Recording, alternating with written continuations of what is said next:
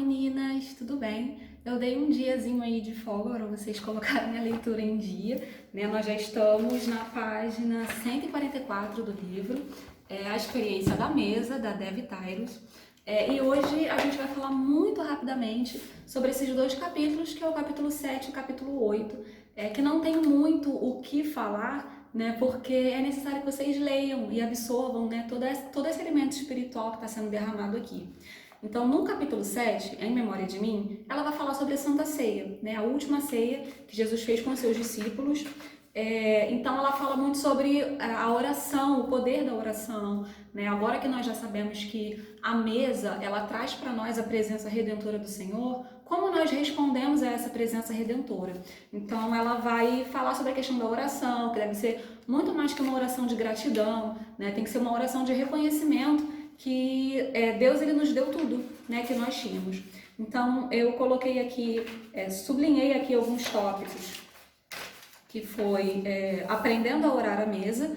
Ela vai falar um pouquinho, ela fala muito sobre a experiência dela com a família dela nesse capítulo, né, e aí ela fala que foi na mesa que ela aprendeu a orar em voz alta, né. Hoje a gente tem muitos jovens, adolescentes, que não têm essa intimidade de orar, né?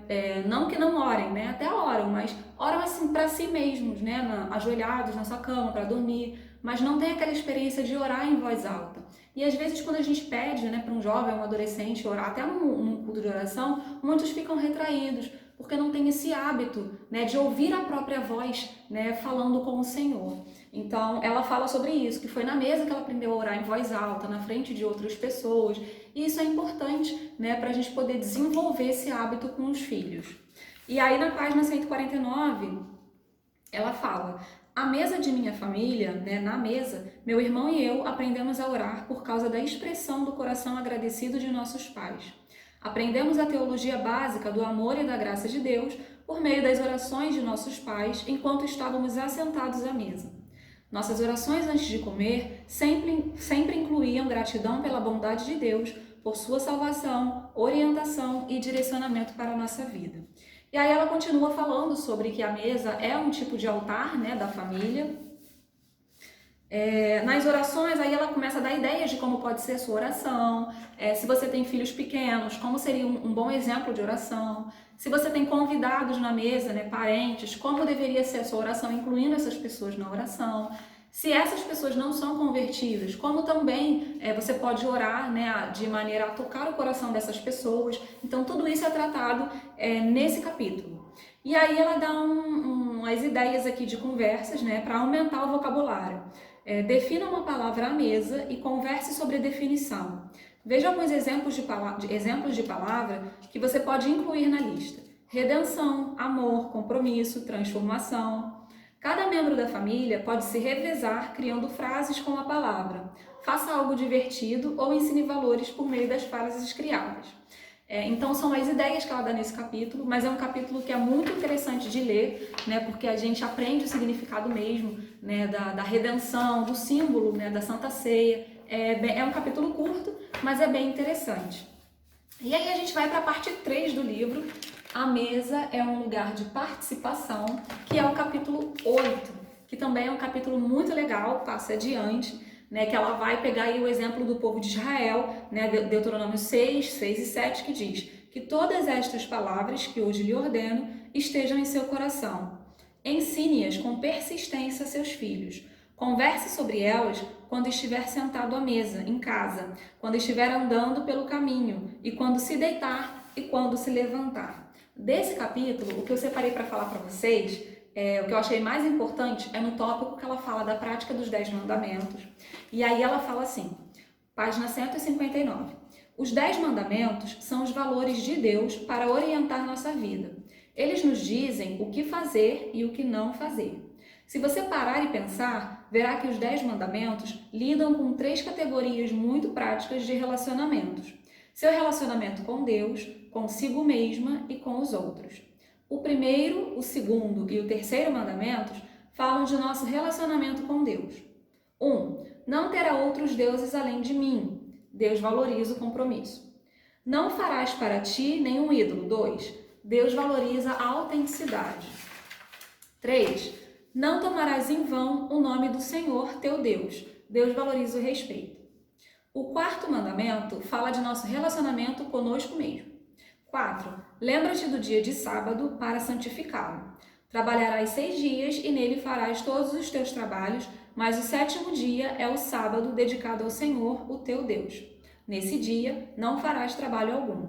Deus valoriza o descanso. É óbvio que hoje, a gente tem essa questão do descanso de uma forma muito diferente. A gente não tem essa prática de guardar o sábado, mas a gente tem um dia que a gente tira para o nosso descanso, ou deveria ter, Então esse mandamento, ele está falando sobre o respeito ao nosso próprio corpo, para que a gente não fique doente, para que a gente não entre em desgaste físico ou psicológico, emocional. Então fala sobre o cuidado conosco. Do 5º ao 10º mandamentos, encontramos instruções sobre o nosso relacionamento com outras pessoas. 5. Honra teu pai e tua mãe, ou seja, Deus valoriza os pais. 6. Não matarás, Deus valoriza a vida. 7. Não adulterarás, Deus valoriza o casamento. 8. Não furtarás, Deus valoriza a propriedade. 9. Não darás falso testemunho contra o teu próximo, Deus valoriza a honestidade.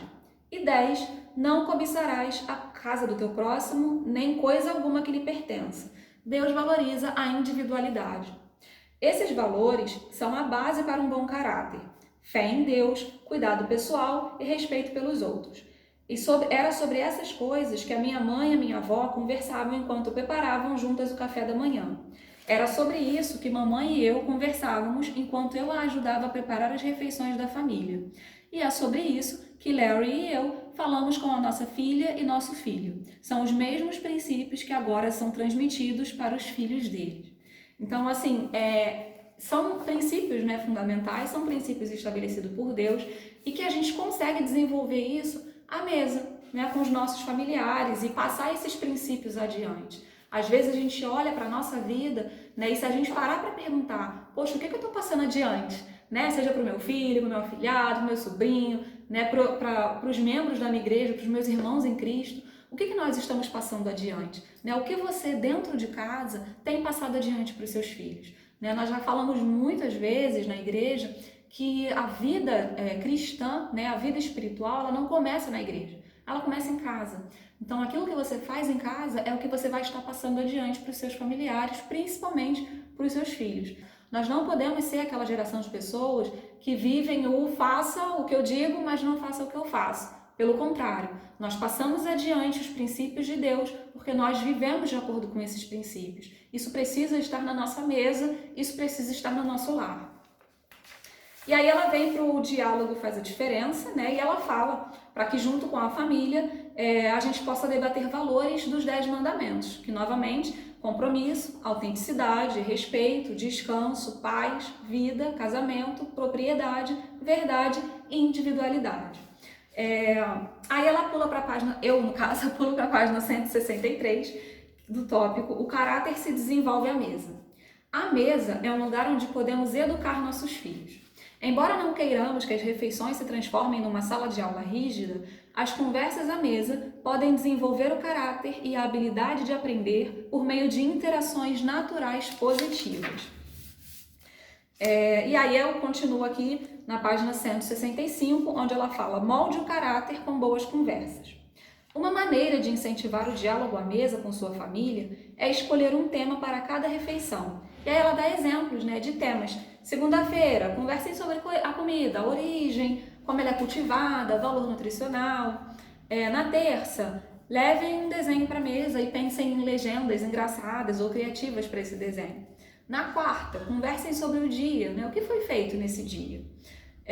Então, vários exemplos. Na quinta, na sexta, sábado, domingo, ela vai falando para a gente sempre ter um assunto na mesa. Isso é principalmente para famílias que não tinham esse hábito de se reunir à mesa e às vezes fica aquele silêncio, Só falta os grilozinhos ficarem cri, cri, cri, porque não tem nada, Ninguém fala nada. Então, como você começar a desenvolver o hábito da conversa à mesa. Aí ela fala também sobre a questão de edificar, e não derrubar. Ela fala isso na página 168. Como você pode chamar a atenção de uma pessoa sem expô-la, né, aos outros. Isso acontece muito entre casais, né, quando tem filhos, para os pais não né, expor o cônjuge de forma negativa na frente dos filhos, né? Esperar um momento, conversar no privado, isso é importante, e também para os filhos. Quando a hora de comer não é divertida, fala sobre a desobediência à mesa e o que você deve fazer quando seus filhos te desobedecem na mesa, como ensinar de forma mais proveitosa, e os pontos de partida para um diálogo. E aí ela fala algo muito interessante que é assim: quando você se senta à mesa, a conversa com a família pode ser como a arte. Você inicia com uma tela em branco e uma pincelada leva a outra.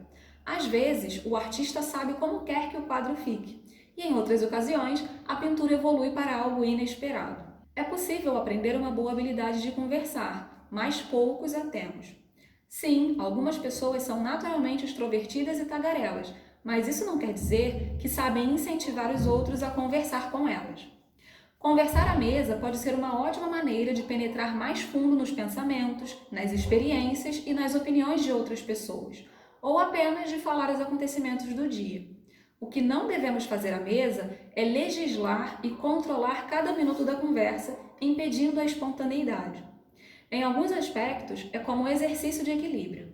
Assim como o artista pintando a tela, algumas pinceladas são detalhadas e precisas, com cor concentrada. Já outras são feitas à mão livre, por acaso, criando nuances em tom pastel.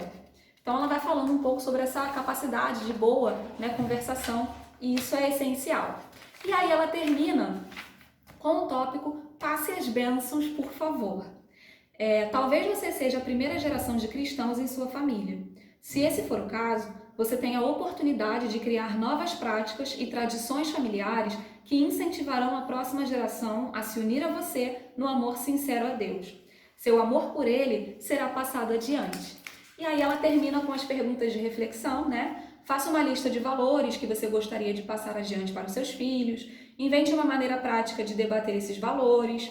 Segundo as pesquisas, qual é o indicador mais forte de bom desenvolvimento da alfabetização de crianças? Cite 3 atributos do caráter que podem ser desenvolvidos enquanto se come à mesa e defina a graça e ilustre como ela pode ser experimentada à mesa. Então esses foram os capítulos 7 e 8, a gente leu de uma forma relâmpago hoje, né? Porque é mais para você ler mesmo, né, e inculcar isso na sua mente, do que a gente só ficar debatendo aqui. E é algo que vai auxiliar também bastante, principalmente no capítulo 8, a como você lidar com a sua família nesse momento de adaptação, né, às refeições à mesa. Tá bom, queridas? Então a gente se encontra amanhã para a leitura dos últimos 2 capítulos, 9 e 10, e a gente já vai ter terminado o livro. Viu que momento produtivo? Que Deus abençoe vocês e até amanhã!